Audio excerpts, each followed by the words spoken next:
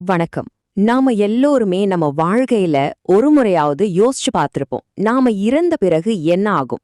நமக்கு அதோட முடிஞ்சிடுமா?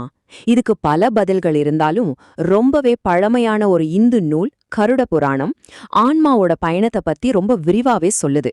வாங்க அது என்ன சொல்லுதுன்னு இந்த ஆய்வுல பார்க்கலாம். ஆமா, இதுதான் மில்லியன் டாலர் கேள்வி இல்லையா? மரணம்ங்கிறது எல்லாத்துக்கும் ஒரு முற்றுப்புள்ளியா இல்ல ஒரு புதிய அத்தியாயத்தோட தொடக்கமா? இந்த மர்மத்துக்கு ஒரு பழங்கால பார்வை என்ன சொல்லுதுன்னு நாம இப்போ பார்க்க போறோம். நம்மளோட இந்த தேடலுக்கு வழிகாட்ட போறதுதான் கருட புராணம். இத நாம வெறும் ஒரு மத நூலா மட்டும் பார்க்க வேண்டாம். இது ஆன்மாவோட பயணத்துக்கான ஒரு மேப் மாதிரி. சரி, அந்த மேப்ல முதல் நிறுத்தம் எதுன்னு பார்க்கலாமா? ஓகே, பகுதி 1. மரணம்ங்கிறது ஒரு தொடக்கம். ஆமா, கருட புராணம் சொல்றபடி பார்த்தா சாவுங்கிறது ஒரு முடிவே கிடையாது. அது வெறும் ஒரு டிரான்ஸ்ஃபர்மேஷன், ஒரு பெரிய மாற்றம் தான். கொஞ்சம் யோசிச்சு பாருங்க. உங்க வாழ்க்கையே ஒரு சினிமா மாதிரி உங்க கண் முன்னாடி ஓடுனா எப்படி இருக்கும்? நீங்க பிறந்ததிலிருந்து கடைசி நிமிஷம் வரைக்கும் நீங்க சிரிச்சது, அழுதது, செஞ்ச நல்லது கெட்டதுன்னு எல்லாமே எதுவுமே மறைக்காம அப்படியே ஒரு ஃபிளாஷ்பேக் மாதிரி ஓடுது. இதுதான் ஆன்மாவோட முதல் அனுபவமா இருக்கும்னு இந்த நூல் சொல்லுது. இந்த வாழ்க்கை ஃபிளாஷ்பேக் முடிஞ்சதும் அடுத்து வர்றவங்க தான் யமதூதர்கள். இவங்க யம தர்மராஜாவோட மெசஞ்சர்ஸ். இவங்க எதுக்கு வராங்கன்னா ஆன்மாவை உடம்புல இருந்து கூட்டிட்டு போகதான். ஆனா ஒரு விஷயம், இவங்க எல்லாருக்கும் ஒரே மாதிரி தெரிய மாட்டாங்களாம். நீங்க செஞ்ச புண்ணியத்தை பொறுத்து அமைதியாகவும் பாவத்தை பொறுத்து ரொம்ப பயங்கரமாகவும் தோன்றுவாங்கன்னு சொல்லப்படுது. சரி, இப்போ அடுத்த கட்டத்துக்கு போகலாம். பகுதி 2, ஆன்மாவோட முதல் பயணம். இறந்த பிறகு முதல் சில நாட்கள் ரொம்ப ரொம்ப முக்கியமானதாம். அந்த நேரத்துல ஆன்மாவுக்கும் இந்த உலகத்துக்கும், குறிப்பா அதோட குடும்பத்துக்கும் என்ன தொடர்பு இருக்குன்னு இப்ப பார்க்கலாம். இந்த முதல் 13 நாட்கள் ரொம்பவே குரூஷியலான ஒரு பீரியட். முதல் 10 நாளைக்கு ஆன்மா தன்னோட வீட்டை சுத்தியே இருக்குமா, தன் குடும்பத்தினர் படுற துக்கத்தை எல்லாம் பார்த்துக்கிட்டே இருக்குமா.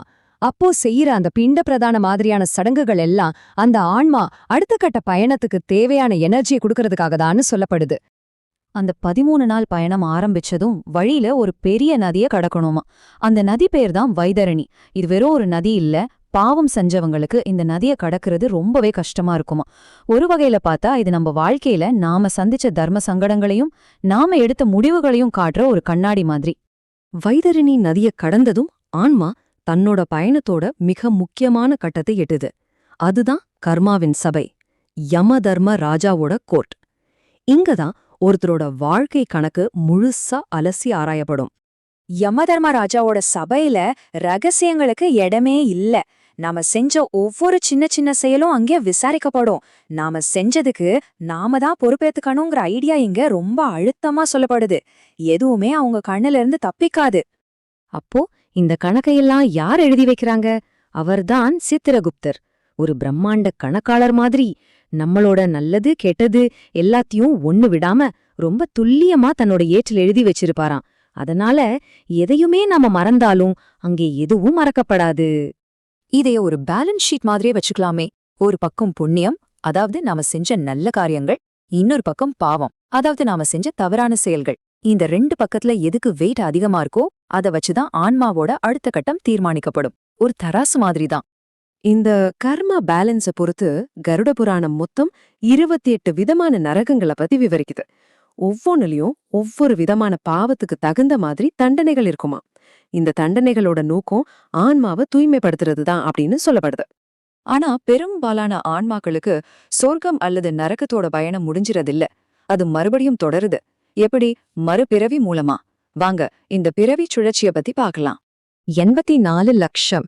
யோசிச்சு பாருங்க, ஒரு ஆன்மா அடுத்தடுத்து பிறவி எடுக்கிறதுக்கு இத்தனை விதமான உயிரினங்கள் இருக்குன்னு இந்த நூல் சொல்லுது. சின்ன புழு பூச்சியிலிருந்து மனுஷங்க வரைக்கும் எதுவா வேணாலும் இருக்கலாம். ரொம்ப சிம்பிளான கணக்குதான்.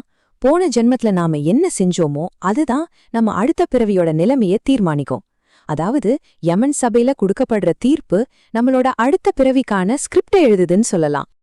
இங்க ஒரு ஆச்சரியமான விஷயம் என்னன்னா, ஒரு ஆன்மா தாயோட கருவறைக்குள்ள இருக்கும் போதே அதுக்கு அதோட போன ஜென்மம் ஞாபகம் இருக்குமாம். அப்போ ஐயோ, மறுபடியும் இந்த பிறப்பு இறப்பு சுழற்சியில மாட்டிக்க கூடாதே அண்ணா அது பிரார்த்தனை பண்ணணும்னு சொல்லப்படுது. சரி, நாம இப்போ கடைசி பகுதிக்கு வந்தாச்சு. பகுதி 5, விடுதலைக்கான பாதை. இப்போ நாம இறப்புக்கு பிறகு என்ன நடக்குங்கிறத விட்டுட்டு இந்த பிறவி சுழற்சியிலிருந்து எப்படி தப்பிக்கிறது, அதாவது மனித வாழ்க்கையோட நோக்கம் என்னன்னு பார்க்க போறோம். அந்த இறுதி இலக்குக்கு பேர் தான் மோக்ஷம் அல்லது முக்தி.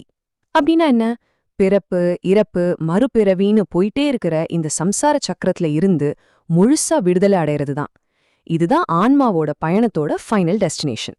அப்போ கருட புராணத்தோட மைய கருத்து இதுதான். மனித வாழ்க்கையோட நோக்கமே தர்மத்தின் வழியில வாழ்ந்து நல்ல கர்மாவை சேர்த்து கடைசியில மோட்சத்தை அடையறது தான். நம்மளோட இந்த வாழ்க்கைக்கும் ஆன்மாவோட இறுதி விடுதலைக்கும் எவ்ளோ பெரிய தொடர்பு இருக்கு பாருங்க. கடைசியா ஒரு முக்கியமான விஷயம். கருட புராணம் சொல்ற விஷயங்கள் எல்லாம் நம்மள பயமுறுத்துறதுக்காக இல்ல, அது ஒரு கைடு மாதிரி. நாம செய்யற ஒவ்வொரு செயலுக்கும் ஒரு விளைவு இருக்குன்னு புரிய வச்சு நம்மள ஒரு அர்த்தமுள்ள நேர்மையான வாழ்க்கையை நோக்கி வழி நடத்துறதுக்கு தான். இந்த ஆய்வை நாம ஒரு கேள்வியோட முடிச்சுக்கலாம். ஒருவேளை சித்ரகுப்தரோட கணக்குல நம்மளோட ஒவ்வொரு செயலும் நிஜமாவே பதிவு செய்யப்படுதுன்னு வச்சுக்கோங்களேன். அப்போ இன்னைக்கு இந்த நாளை நீங்க எப்படி வாழ்வீங்க? யோசிச்சு பாருங்க.